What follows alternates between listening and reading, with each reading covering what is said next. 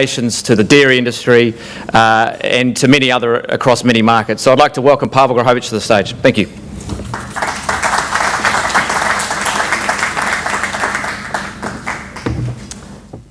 Thank you very much, Adrian. It's actually really humbling to be here addressing this audience to the extent where everybody in here knows much more about the tourism industry than I do. But I was hoping to perhaps be able to offer some generalization which I think are relevant at this point in time, and some specific examples from other industries that I think might be helpful to you. So the title of the presentation is Monetizing Customers in Rapidly Changing Markets, and I will talk a little bit about what rapidly means and why I believe that actually we are at a very interesting point in time in terms of the way that the markets we serve will change. And I have three key messages for you that I wanted you to take away. Number one, the landscape is changing. And I will explain why it's changing faster than it has been. But at the same time, I will also try to explain why this landscape change is challenging for us. Because it's actually still, even though it's changing faster than it has been, it is still slower than the rate of change that we are used to in our everyday lives. Second one, I wanted to highlight the fact that change equals a hot opportunity. I really like this hot moniker, and I'm very proud to wear this T-shirt. And I will try to bring some specific examples to life that clarify why. And lastly, I will clarify why, in my mind, time to act is now. It's not sometime in the future, it's actually now. And I will provide you with some examples of how businesses that didn't act now in a rapidly changing market, how they got left behind, and often went down. So starting from the landscape is changing view, I talk about this in the context of a global generational change. And so I have this chart for you, which comes from my colleagues at the McKinsey Global Institute. And what this is showing is the movement of the center of gravity of the world's GDP. So the world's gross domestic product is moving like this. Now, what I want you to take away is the rate of the change. In the 100 years from the Industrial Revolution, it's moved about that much. In the 50 years after the Second World War, it's moved that much in 50 years, so twice as fast. 100 years, 50 years. In the 25 years between 2000 and 2025, it's moving that same distance again, 4 times as fast. 100 years ago, to 200 years ago, Industrial Revolution, speed times 1. After the war, speed times 2. Right now, speed times 4. This is speeding up. Now, on one hand, it's something to notice and really sit up and say, this is really speeding up. On the other hand, it actually is very challenging for us to grasp. Why? Because human mind is great for known patterns and is not that good with the long-run change. We are challenged by the long-run change. Let me give you an example. When you wake up in the morning and you've got 11 pieces of clothing to put on, if you in fact run all the combinations of those pieces of clothing, you would find that there's about 40 million different combinations. And if you wanted to start trying those combinations, it would take you 76 years at one combination per minute just to test all the combination of clothing you could wear. Now, that would be pretty inconvenient, and of course this is not what we do because it's a known pattern. Because between the ages of 5 and 8, your mother, over 1,000 days, coached you into how to get dressed in the morning. It's very easy for us. For changes that take 10, 20, 30 years, we do not have any capability to observe the pattern. And therefore, we are often blindsided by these changes, even though they might be accelerating. And that's the key thought that I wanted to leave you with. This change is really accelerating, and we as humans are finding it very challenging. If I were to think about some examples, and as I was lying in my bed last night reading The Economist on the iPad, I thought about 15 years ago how I would consume something online. On my CRT tube, together with the buttons that controlled pin cushioning and barreling on the screen, and I even had a 720K floppy drive in my machine, right? Today it's an iPad. That's 15 years. Very easy to forget. Something closer to the industry, 15 years ago when I first started coming to this part of the world, I would still get a paper ticket from my travel agent in London, you know, the multi-pages that they would get torn out as I did all the sectors. Well, now, of course, I travel with my iPhone. 15 years. Change accelerating. And yet, at the same time, it's difficult to grasp. Now, I believe that partly because of this, we might be punching a little bit below our weight. So I'm going to show you some compound annual growth rates. And, you know, this first growth rate, 0.8%, is how our industry has grown in terms of the inbound traffic over the last 5 years. So this is the growth that we had. Now, think about this in the context, you know, if your money in the bank was earning 0.8%, would you be happy with it, or would you seek to change something, move it, you know, to somewhere where there is a little bit more growth? Going forward, our forecast inbound visitor growth, 2.7%. Now, this is great because, you know, that's already 3 times more. But if I were to be a little bit controversial, Tourism Australia inbound tourism value growth is ambition going forward to 2020 is 8%. So that's times 3. And then if I were to be really controversial and say, and this is not to try and say that China is answer to everything, but say that, you know, there are places that are growing much faster. These are Chinese households with more than 100,000 RMB disposable income growth to 2020. It's again times 2 from the Australian aspiration and times 6 from what we are forecasting. So, you know, challenge that I wanted to lay here is perhaps in this accelerating change, we are actually missing something. And I think that we're recognizing this and things are changing. So yesterday I heard a most excellent announcement from the Prime Minister about the additional funding. And I have an example based you know, of that I wanted to build on. So if I think about the change in New Zealand holiday arrivals, our traditional markets, they have all gone backwards over the last 5 years. And then, of course, there is Australia, which is a, you know, separate case altogether. But then all the emerging markets have grown and brought us together to roughly a 0 outcome. A thought for you. Those traditional markets, weighted average GDP growth here is about 0.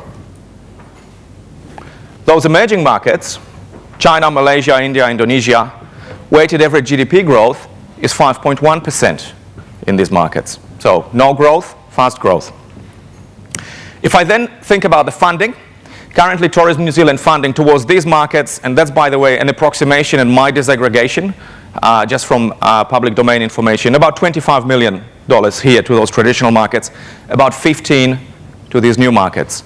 After Prime Minister's yesterday's announcement, I believe that this is changing to roughly 50-50, $30 million here, $30 million there. So the takeaway really that I would want you to you know, take from all this is the landscape is changing. It's accelerating, but even though it's accelerating, we're finding it challenging. And you know, this new funding and actually everything that's going on in the industry will accelerate this rate of change, and all of this is coming at us. And now we have 2 choices. We can either observe it and then at the end of it say what has just happened, or we can actually make it happen. So now to that making happen part, I wanted to share with you some examples. So why do I believe that change is a hot opportunity? It is absolutely feasible to target higher value customers, as an example. So I mentioned China. You know, as I understand, many people in the industry believe that, you know, the Chinese market might not be as valuable as we think. But here's some really excellent news. This is year-on-year growth in the Chinese market, high value versus all others, high value South Island, FITs, you know, high value tours. High value changed from 20% to 25% as a share of total. But I think what's really important is that the industry observed the challenge with the value of those visitors. The industry has invested, Tourism New Zealand invested, Auckland Airport invested, Air New Zealand invested, Sky City. All of you invested in some way. And as a result, almost half of the total growth was converted into high value. Yesterday, Prime Minister was talking about 1 million Chinese visitors, possibly, you know, in not the distant future. Think about this, 500,000 of them could be high value if we continue doing what we're doing. So absolutely possible to target high value visitors.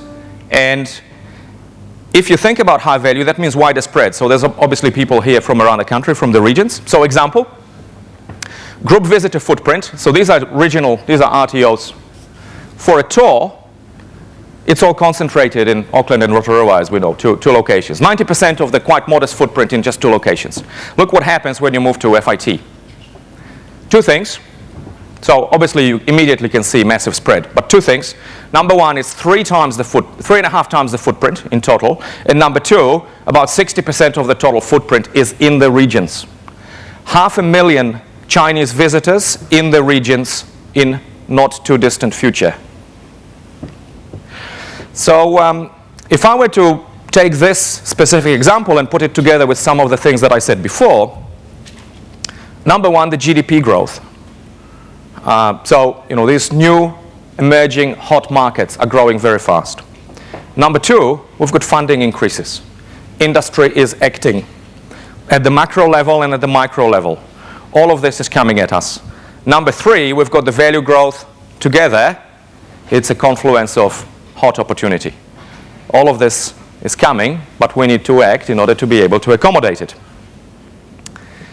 Another example, productivity against seasonality. So speaking to many operators in the industry, you've got this massive peak in the high season, and then people are struggling to actually justify the operation. This is not unusual. It exists in the energy industry. It exists in the dairy. In the energy, you need to lay enough infrastructure to pass all the electricity through just for the one day of the peak. In dairy, you need to have enough plant in order to process all the milk just on the day of the peak. The difference here is, just as you can import GDP growth overall, you can actually import capacity utilization. You cannot do that in dairy. Can't bring milk to process. You cannot do this in energy because we isolate it. But you can actually do this in tourism. It's a highly unusual, and it's a highly unusual sector, very powerful concept. So look, all of this is coming at us. And if I were to look at New Zealand overall, this is the seasonal capacity utilization by month, and basically everything between this line and our capacity utilization is unused capacity. If I compare this to Australia, not that I want to compare everything to Australia, but to be controversial, much better capacity utilization in the Australian market. What are they doing in order to do this better? But perhaps most importantly, if I think about individual businesses and the change that is occurring. So I took the same New Zealand curve and I overlaid on it a Chinese visitor utilization, Chinese New Year and shoulder, Indian visitors, and I remember, I used to run big outsourcing contracts in India, and I remember all my Indian friends, they always wanted to come here in the winter to actually escape from the heat, because it's 45 degrees and 100% humidity. And that's what we're observing here, India shoulder. And of course, Japan winter.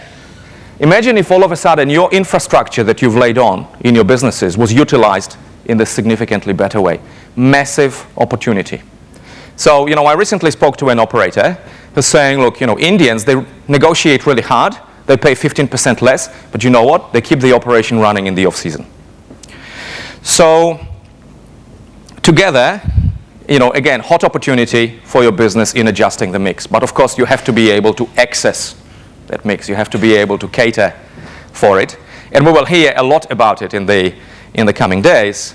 But I wanted to give you some examples that hopefully will convince you, will not only give you a way to think about change, but also convince you the time to act is now.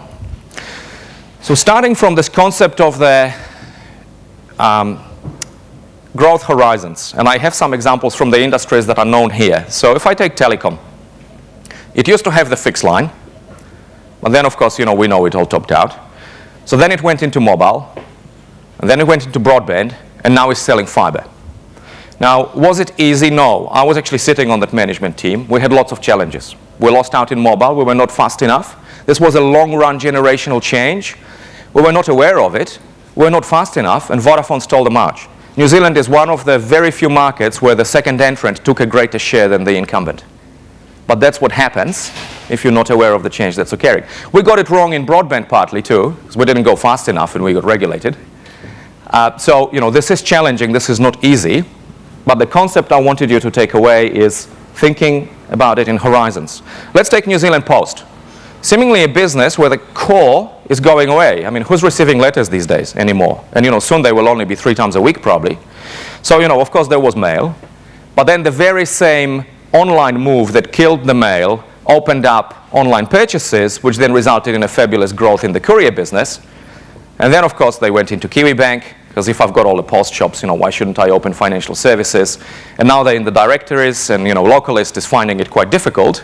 So, again, if you drink from a fire hose, a little bit has to come back up. But the important takeaway is this business would have gone away if they focused only on mail. Focus on today's core markets, rapidly changing market. There is no business in 15 years' time. And a good example here is Yellow Pages. Not that I want to be controversial, but they had print directories. Very successful, as we know, massive books. We all got them every year. But, of course, they didn't develop additional growth horizons and ended up in receivership. Massive, about $2 billion shareholder value loss. Not aware of the long-run change. Didn't figure out a way to cope with it. Time to act is now. If you come back to the thought of we finding it difficult to establish a pattern in the long-run change, even though it might be accelerating, we don't understand how it's going to run. That's where you, as owners of your businesses or leaders of your businesses, need to put all your time thinking about. So get your best operators to run the current core business serving the current customers, and start thinking about business building on the next generation of businesses that will become your core businesses in a few years' time. Get some visionaries to be thinking about what might be happening in 10 years' time and how do you prepare for it. And I will come back to this, but wanted to build on this concept of horizons and how you grow. Students, as an example. And if you think about the previous example with horizons, it's all about people.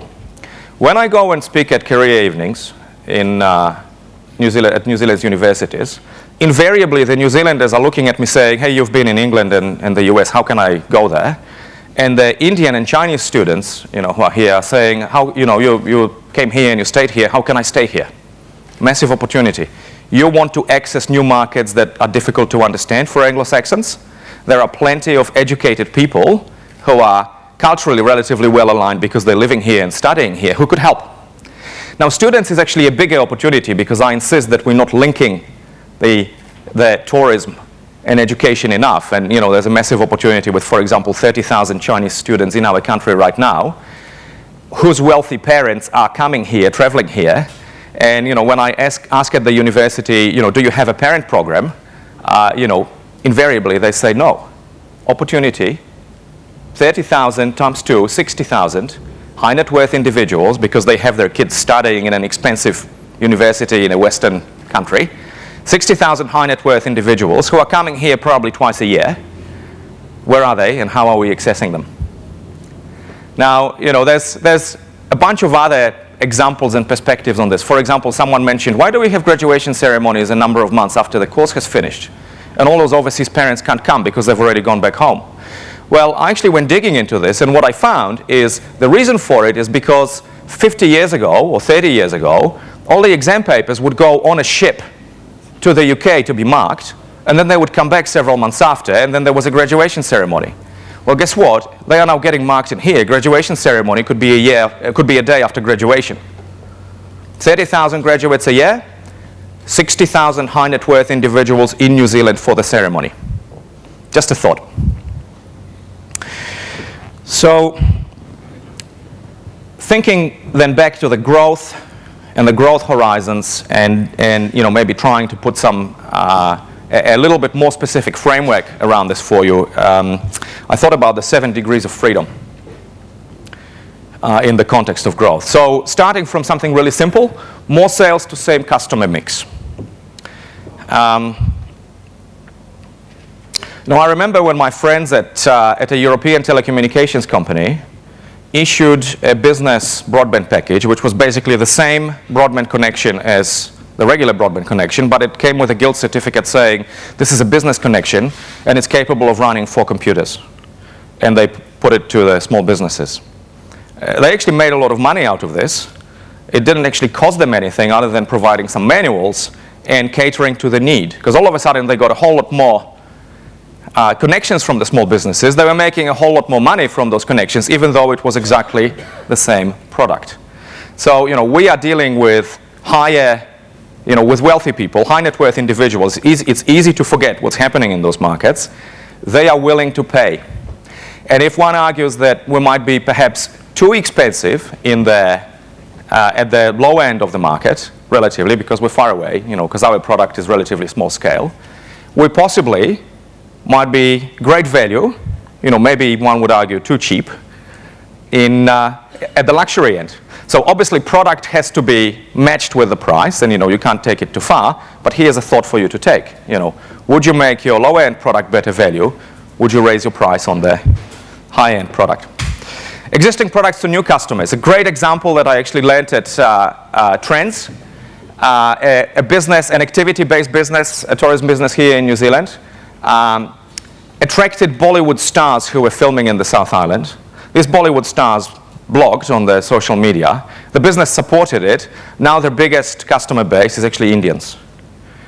And even though my other operator was saying that Indians negotiate hard, well, these Indians, that's aspirational. They actually worth 30% more than any other customer group, not by volume, but by the value, by what they spend. New products and services, and especially services. So for Anglo-Saxons and Europeans coming to New Zealand is very accessible. Now, I come from Eastern Europe, so for me it was actually a little bit more challenging. But for Asians who are from a completely different culture, and yet this is where the volume is coming from, it's more challenging still.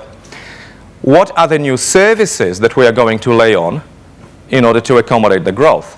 And by the way, these customers are willing to pay to have it made easy for them.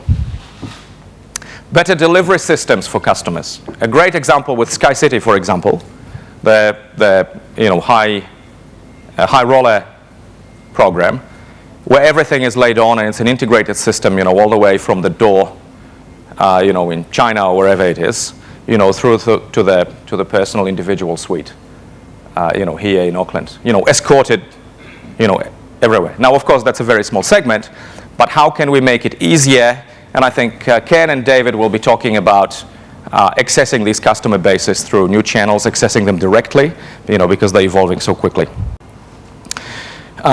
New geographies, and this is directly linked to, in my mind, to actually being able to access those customers. Even though they are in remote locations, this concept of importing, we can actually reach them direct through social media. Channels are changing, and we'll be hearing about this quite a bit over the next 2 days. And lastly, the two other important concepts, so changing the industry structure. For example, whom would you partner with in order to provide an end-to-end solution for those customers? And lastly, stepping outside the industry boundaries. Can we vertically integrate? If we are reaching these customers direct, is there presence and outposts in other markets? And look, plenty of examples of New Zealand businesses accessing markets in novel ways. So, I know some people in Hawke's Bay who are in the Apple industry. Now, we all know that kiwifruit industry is doing well because it's integrated, but Apple industry is not doing well because it's fragmented. Well, they figured out how to access their market. So they would go to Lebanon, and they figured out that in Lebanon there's high value customers who actually value apples individually wrapped. So they ended up with their own cooling operation where they pack those apples individually, where those apples sell at a significant premium. They work for half a year, and the remaining half a year they go on the 70-foot cat and go to the islands in the off-season. Great way to find the customer need, access the market direct, lose some shoe leather on the streets of Lebanon and other places in the Middle East. Zespri, again, a great example of accessing a new market in a new way. We all know that kiwifruit is selling very well in Asia and is valued in Asia, but in the United States, somehow it cannot get traction. Zespri made great inroads into the United States by beginning in the West Coast, selling into specific, supermarkets, smaller supermarkets that were specifically catering to the Asian community. Before you know it, kiwifruit is getting popular. All of a sudden, there is a price premium. Zespri is selling kiwifruit in the United States. So plenty of examples of people thinking in terms of the horizons. people putting the operators to run the current businesses and thinking about how can they affect growth in the new markets. So lastly, to the point of acting now, act now. Put your best operators to run the core Horizon 1 business while you focus on the future. Now this is really challenging because the current business is making all the money, right? So therefore the owner or the head of the business should be spending all their time managing it. Actually not true. The market is changing. You don't want to be like Yellow Pages. Put your best operators onto running the business while you focus on what happens in the future. Consider the things to change and keep coming back. Long run change, 15 years, no pattern. We don't have a pattern. So therefore keep coming back to it and thinking, are we doing enough? What has changed in the last